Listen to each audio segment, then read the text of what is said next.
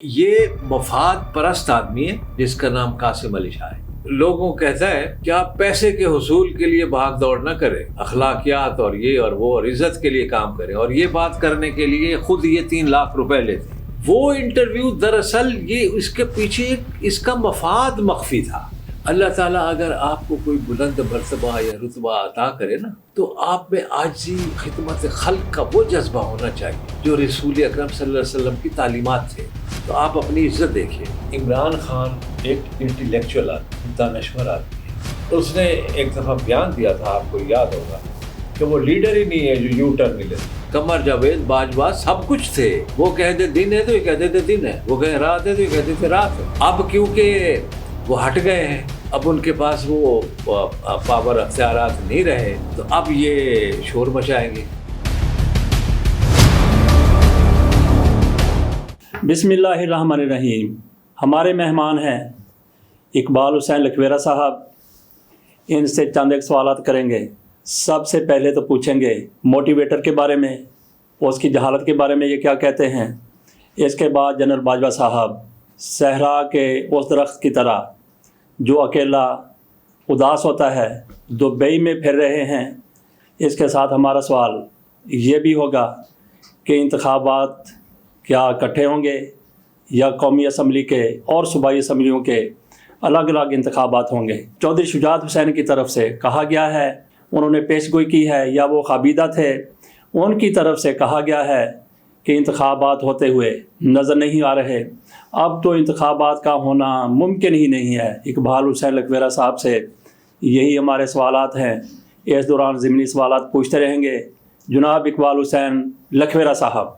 بڑی مہربانی فضل حسین امان صاحب، آپ نے مجھے یہاں بلایا، آپ کا بہت شکریہ۔ اور سوالات جو آپ نے ابھی کیے یا بتائے ہیں، وہ وقت کا تقاضا بھی ہے، اور وہ سوالات وقت کے ساتھ ساتھ اہمیت بھی رکھتے ہیں موجودہ حالات کے پیش نظر۔ بات یہ کہ پہلی بات آپ نے کی موٹیویشنل اسپیکر کی۔ موٹیویشن لفظ تو یہ چھوٹا سا ہے، لیکن یہ اتنا گہرا مفہوم ہے اس کا۔ آپ اگر مجھے موٹیویٹ کرنے آئے ہیں تو آپ کے پاس مجھ سے زیادہ صلاحیتیں موجود ہونی چاہیے۔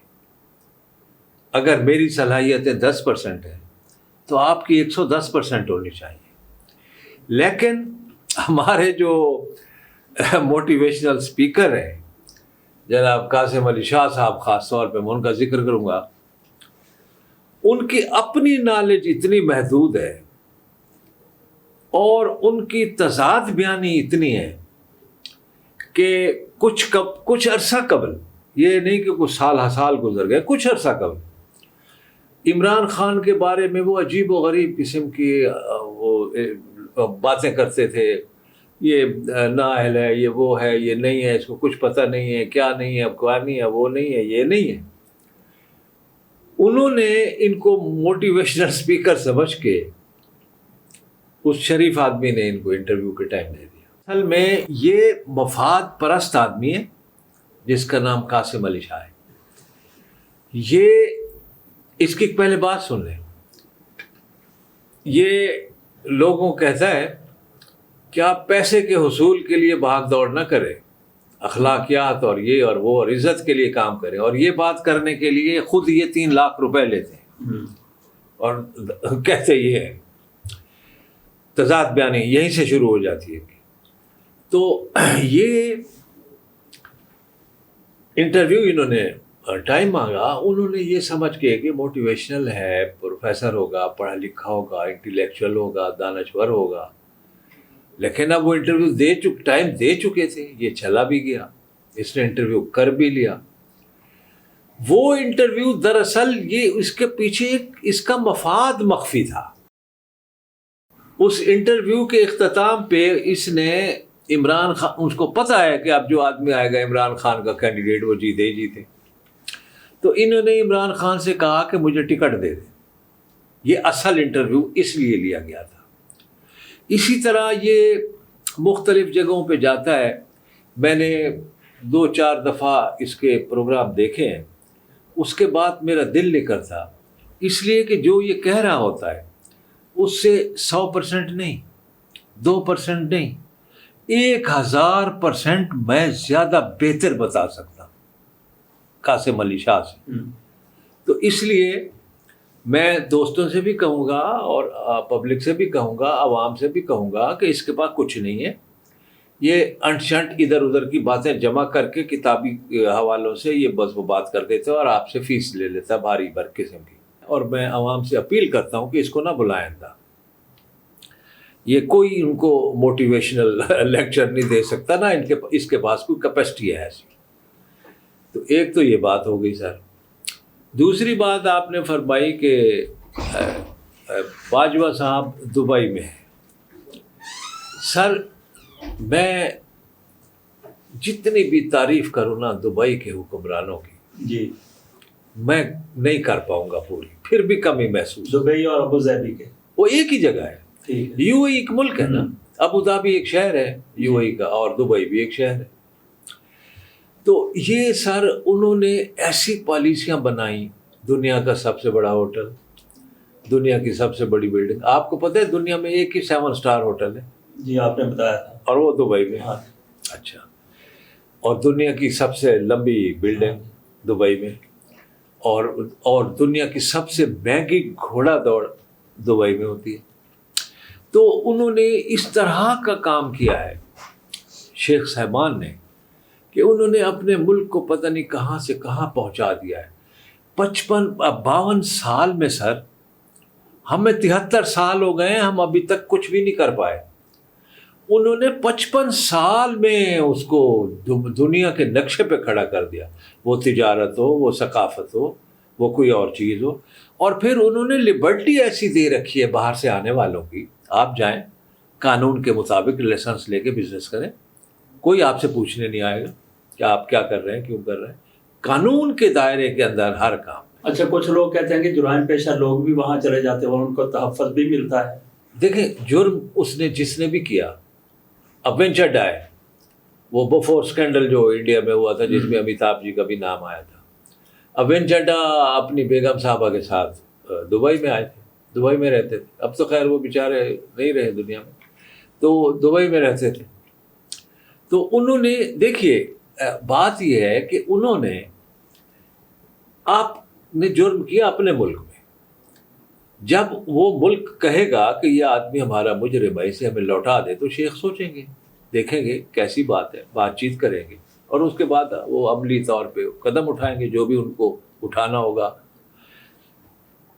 تو اس میں آپ یہ ہے کہ آپ قانون کے مطابق رہ رہے ہیں، آپ کا ویزا صحیح لگا ہوا ہے، اس میں کوئی جعل سازی نہیں ہے، آپ کا بزنس ہے، آپ کا لائسنس کے بغیر آپ وہاں کچھ نہیں کر سکتے، لائسنس آپ نے لیا ہوا ہے، آپ قانونی طور پہ رہ سکتے ہیں، کوئی ہو کرمنل ہو نہ ہو، شریف ہو بدماش ہو، وہاں شریف ہے وہ، وہاں بدماشی نہیں کر سکتا وہ۔ سر دبئی پولیس کے بارے میں یہ کہتے ہیں کہ آپ جرم کریں نہیں، جرم سوچیں، پولیس آ جاتی ہے دبئی کی، اتنی ایفیشینٹ پولیس ہے، پورا شہر سر انہوں نے کیمروں پہ کلک کیا ہوا ہے۔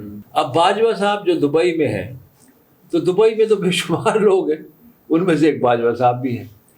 اب اگر یہ، لیکن وہ پروٹوکول پاکستان میں شاہی قسم کی، وہ تو اب خواب ہے، وہ بس وہ خواب تھا، اب وہ دوبارہ نہیں مل سکتا ہے، وہ جو تھا وہ ہو گیا۔ اس کی وجہ یہ دیکھیں، اب میں کہوں یا نہ کہوں، زبان زد عام جو باتیں ہیں باجوہ صاحب کے بارے میں جو لوگ کہتے ہیں یا جس طرح کہتے ہیں یا کمنٹس کرتے ہیں، باتیں کرتے ہیں، وہ آپ کو بھی پتہ ہے، مجھے بھی پتہ ہے۔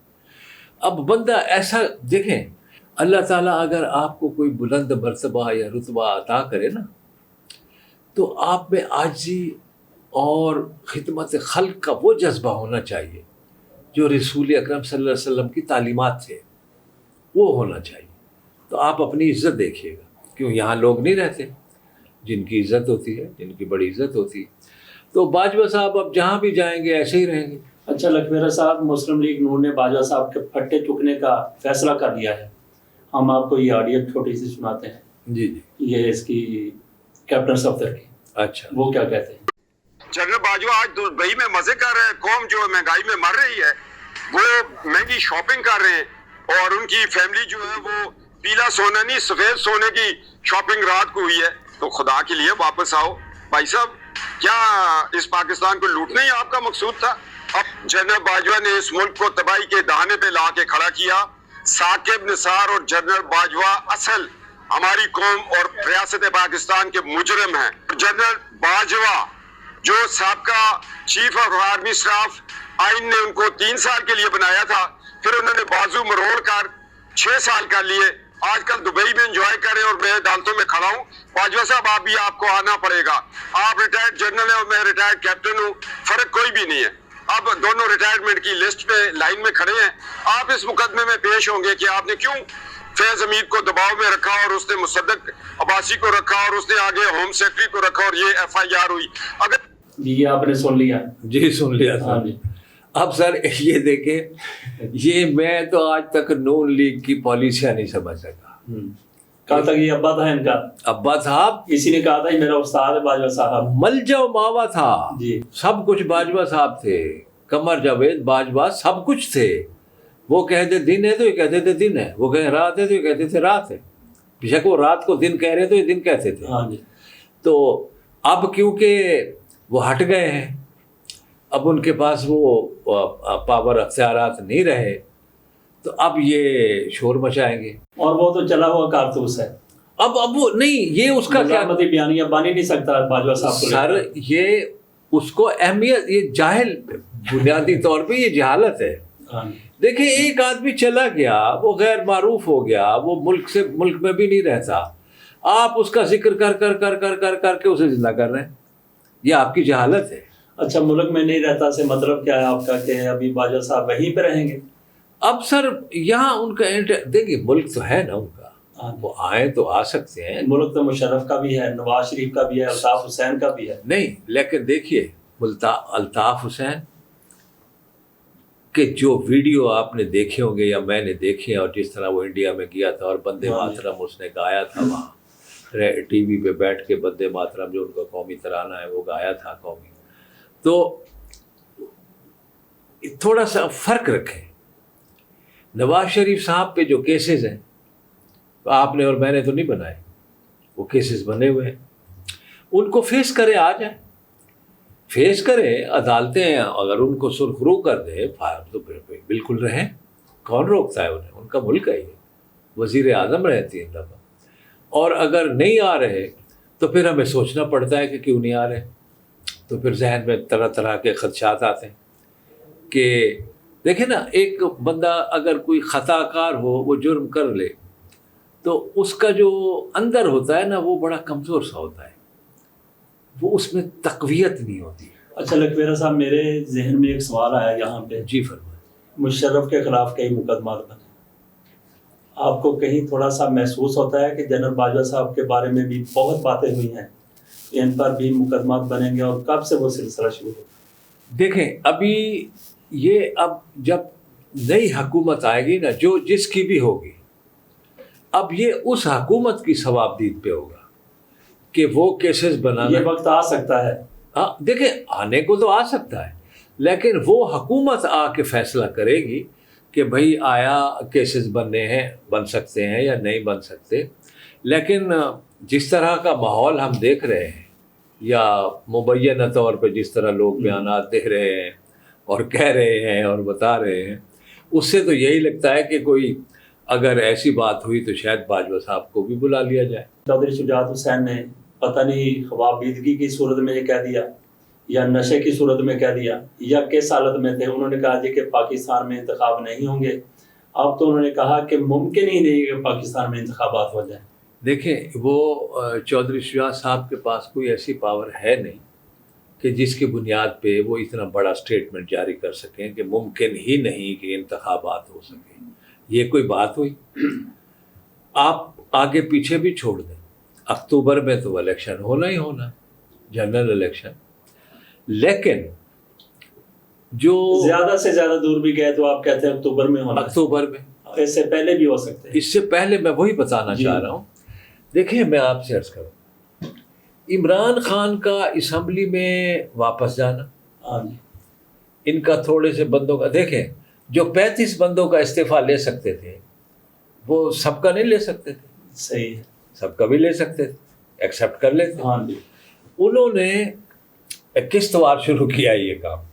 اب انہوں نے جو ان کا یہ 35 بندوں کا استعفیٰ لیا تو باقی تو پی ٹی آئی کے لوگ ابھی انٹیکٹ ہیں نا، انہوں نے ان آدمیوں کا استعفیٰ منظور کر لیا ہے جو پالیٹکس میں ایک مقام رکھتے ہیں پی ٹی آئی کے، اور ان کا ایک نام ہے۔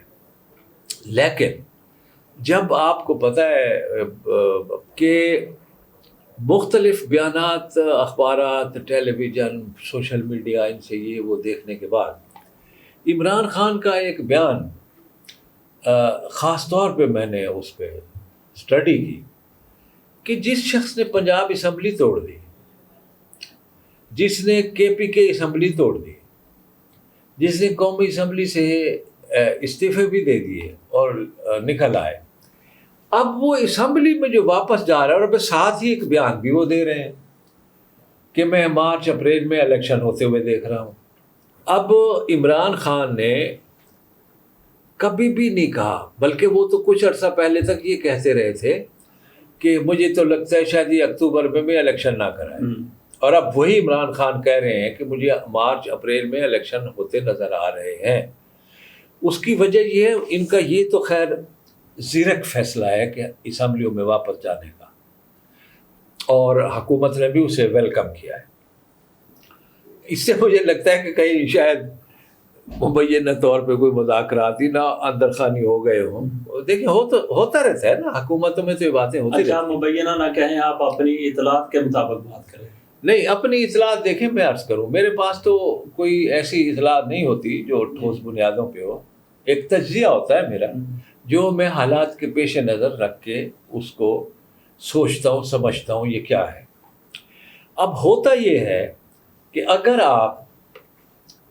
اب آپ قومی اسمبلی کی بات کرتے ہیں، اب پہلے صوبائی اسمبلیوں کی بات کر لیتے ہیں۔ پنجاب اسمبلی اب وجود میں نہیں ہے، خیبر پختونخوا وجود میں نہیں ہے، 90 دن کے اندر اندر انتخاب کرانے ضروری ہے۔ ٹھیک ہے، 63% بنتا ہے یہ پورے ملک کا، دونوں اسمبلیوں کا 63%۔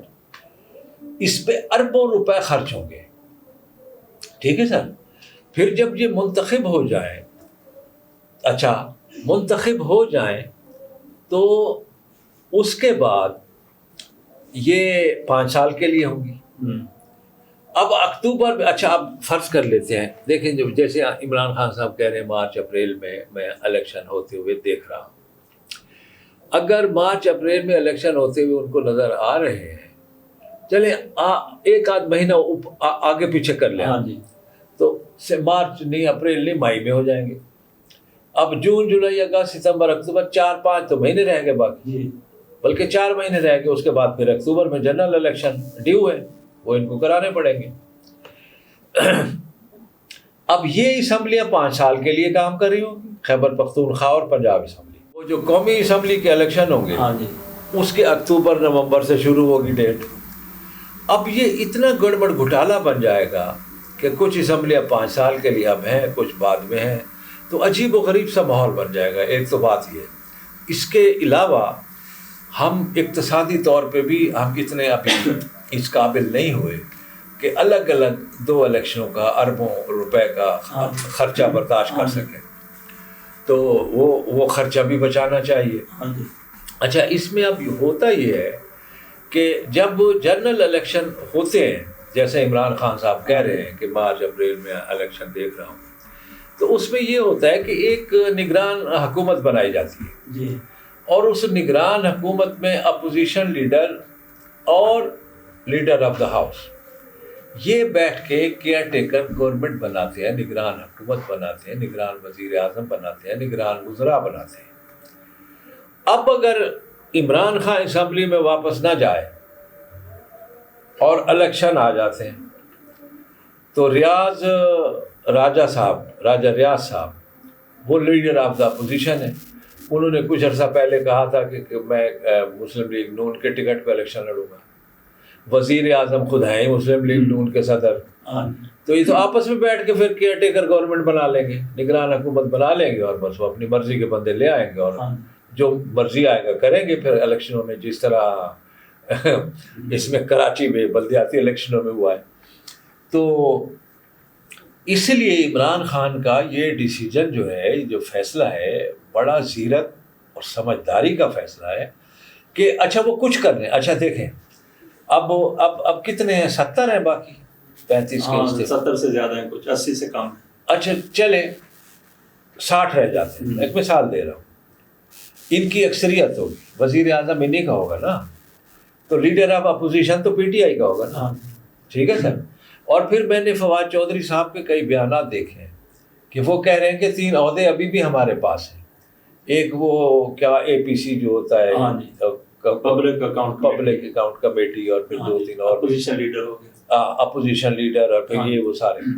अब अपोजिशन लीडर इनका होगा, PTI का, ये इमरान खान के डिसीजन के बाद, जाने के बाद, और उनका होगा वजीर आज़म, लेकिन वो लीडर ऑफ द हाउस कहलाता है और वो लीडर ऑफ द अपोजिशन कहलाता है। तो PTI का लीडर ऑफ द अपोजिशन और PDM या नॉन लीग पार्लिमानी पार्टी का लीडर अलग से एक बनना, वो अलग होता है सर। 3 यही होते कह रहे हैं ना। हाँ नहीं, मैं कह रहा हूँ एक होता है लीडर ऑफ द हाउस। नहीं, वो आपकी बात ठीक है, जो इनके हिस्से में आने हैं ना, PTI के हिस्से में आने, वहाँ पे हाँ पार्लिमानी सेक्रेटरी लीडर, हाँ पार्लिमानी लीडर भी इनका होगा, लीडर ऑफ द अपोजिशन भी इनका होगा।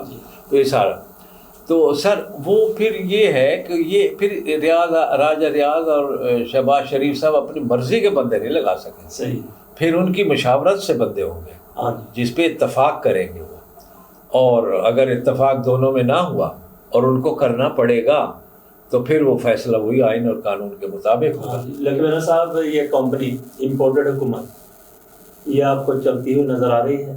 अगर नज़र आ रही है तो कब तक चल सकती है? सर मुझे तो अभी भी चलती हुई नज़र नहीं आ रही, अब भी अपाहज सी हुकूमत है, अब चलना तो उसके नसीब में नहीं है, और जो लंगड़ा के चल रही है। इक्तसादी हालत आपने देख ली है, लोग मर रहे हैं सर, यकीन करें आप ज़रा गुरबा की बस्तियों में तो जाएं। हाँ जी, लखवेरा साहब, इमरान खान ने ये बाकायदा कहा है कि जिन लोगों ने मुझ पर हमला किया है, अगर वो माफ़ी मांग लेते हैं तो उनको मैं माफ़ करने के लिए तैयार हूँ। ये बहुत बड़ी बात है, ये बहुत बड़ी बात है सर। देखिए माफ़ी और दरगुजर ये तो कुरून उला से है ना, रिसालत बाप के ज़माने से है।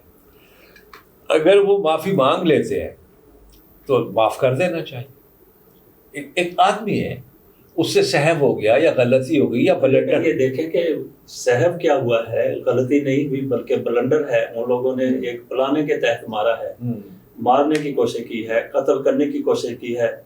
तो इस मौके पर भी उस बंदे का ये कह देना कि मैं माफ़ करने के लिए तैयार हूँ, बशर्ते कि वो आके कह दें कि हमसे ये गलती हो गई है, और कौन लोग पीछे। पहली बात तो ये बहुत बड़ी बात नहीं, बाकी इसमें कोई शक नहीं है, ये बड़े दिल गुर्दे की बात की है उसने।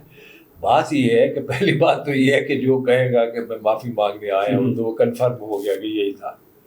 बात ये है कि इमरान खान एक इंटेलेक्चुअल आदमी है, मुद्दानश्वर आदमी है, वो इनकी तरह नहीं है ये किताबी पढ़ के ना BA कर लिया, MA कर लिया, बस।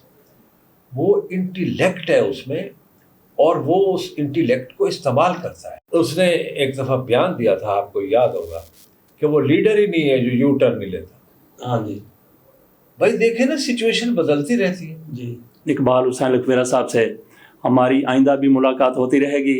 इजाज़त दीजिए, अल्लाह हाफिज़।